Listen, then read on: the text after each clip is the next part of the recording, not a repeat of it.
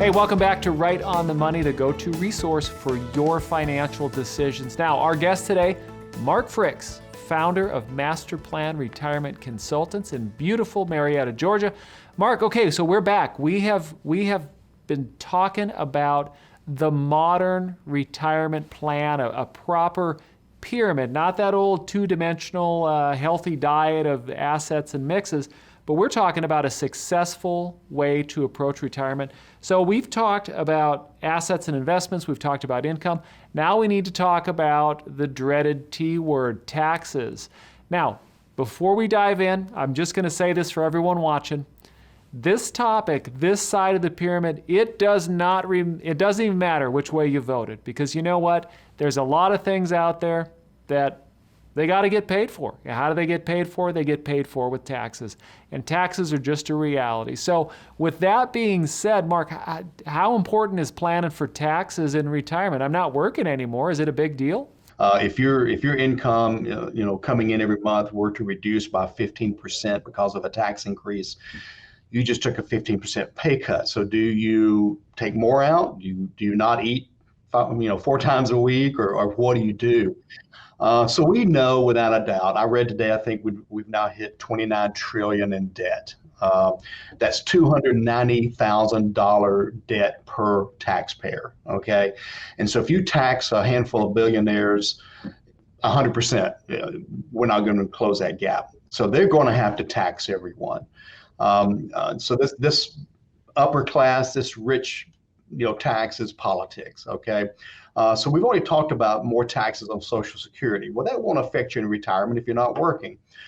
However, there's this little thing called a 401k, an IRA, a 403b, 100% taxable as it comes out. Now, if that's most of your savings, which for most people it is, right? Then that's a pretty big taxable event every month. So again, a tax increase, which is coming. Let's don't even shade over that. The tax increases are coming. They're talking about them now. We can't afford not to. We got 80 million baby boomers retiring. We've got new social programs coming in. They're going up, and it doesn't really matter who's going to be in Congress. It may just go up more with one person versus another. So, Mark, you just mentioned 401ks. You mentioned IRAs. In the opening segment, we talked about the fact that pensions used to be around. Is it the 401k that replaced the pension for the most part? Absolutely did. When the 401k came into being in 1979, the first major corporation introduced it in 80 or 81.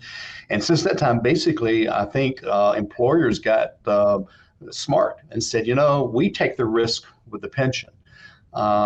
We could transfer the risk to the employee, quit funding these things, and have a great story to tell. Oh, we're going to put some money in there for you. You're going to get great growth. It's in the market. Look what it's been doing. Before IRAs and 401ks came into being, the average American did not participate in the stock market.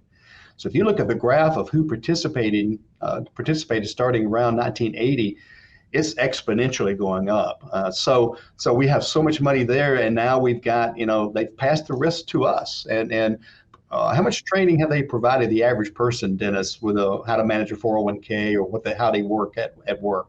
None, virtually none. So really, so I really see now how that taxes, this side of the pyramid really does come into play, because that has shifted from pensions to the 401k. So everybody now really is getting more involved in the taxes. Talk about taxation on Social Security. I know isn't there some interesting things there if you decide to keep working a little bit, or? Well, there's a couple of things. Number one, Social Security is taxable. Okay, some people still don't realize that it occurred been 40 years ago, I guess now, 35, when they made Social Security taxable, right? And so if you make no money, it's not taxable. All right. So, but if you make any kind of money, it's around 40-something thousand for a married couple. Anything over that, your Social Security becomes up to 85% taxable. Dennis, I'm going to tell you right now, that's going to be 100% taxable in the next 5 years. That's coming. They're going to make that all taxable, which is a shame, because there was a tax going in, and that's going to be tax coming out. I mean, that just is crazy to me, but they need the money. So that's going to be a completely taxable situation. So there's so few places now we can go to get tax-free income, which is why the strategies need to be incorporated now, not the day you retire. So when you're working with somebody and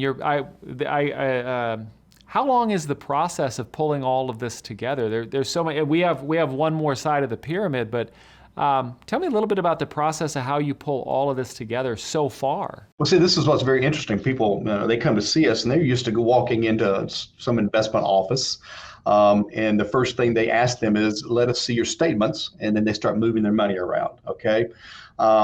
Before we ever do that, we draw a blueprint. We actually call it a retirement roadmap. And it takes us 6 to 10 meetings to get this entire roadmap dealing with all four sides of the pyramid put together.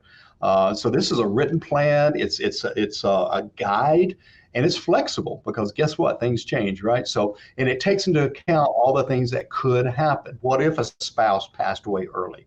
What if taxes go up by 20%? So it's got all these what ifs, just like anything else. If you're building a house, you want a blueprint, but you're going to make changes along the way as well. So that's very much how it works. And it takes, like I said, 6 to 10 meetings. And even after that, there can be changes along the way based on life, new tax laws, new anything. Speaking of taxes, you just said something that popped into my head here. Different accounts or different investment vehicles are taxed differently. Does it matter? How important is it when you decide to take money out of one versus the other? How big of an issue is that? Or does it matter? It's critical, and so for all these years, the 401k, which is the most popular investment vehicle, has always been a before tax account, which means you're not taxed on it until you start spending it. By the way, you have to start spending it at age 72, right? And so any change in the tax law, anytime. So I always tell people, I say, how much is in your IRA? And let's say they say 500,000. I say, how much of that belongs to you? And they look at me kind of funny. I go, well, you do realize 20-30% of that belongs to the IRS. You understand that, right? So when you look at your value, I want you to subtract a third of it. So it is critical. Now, the Roth, which we love the Roth, has not been around as long. And the Roth 401k has only been around for a few years. And not every company has introduced it yet. And a lot of people don't even know it exists. I'll ask a client that's still working, does your 401k at work have a Roth option? And they're like, I don't know. And they go and find out it does. And so we want to start, it's what we heard, what I heard the other day on something where they said, we've got this immediate good feeling because I saved money on taxes this year, or do you want to save taxes the rest of your life? And I think that's an easy question to answer. Now, I'm not saying you put every dime into the regular 401k or Roth part. No, I think there's some diversification there, but I definitely think we need a whole lot more in that tax-free vehicle. Now, speaking of the tax-free vehicle, I know a topic that's been out there in the news a lot is Roth conversions. And I know that can take us down a big rabbit hole, but in a nutshell, is that something everybody should be doing, or is it kind of a case-by-case basis? It's case by case, but I tell you what, I would say most people need to be doing it. And that is part of the planning process with us when we get into the tax planning as well. And we have to be careful with this because, if they're working, if we convert too much each year, it's going to throw them into a much higher tax bracket. Is that worth it? Do we want to wait till they retire? If we do that, the Trump tax cuts expire December of 2025. Yes, December 31st of 2025. And so taxes automatically are going up then if they don't go up before then. So do we kind of rush it up now? There's so many different, so it is a case by case basis on so many different levels, but there has to be some strategy there to diversify tax wise to create some tax-free income. Well, so one thing that I can see is that a proper plan is really a relationship, and it's not a come in the store and walk out and you're done. It's an ongoing relationship.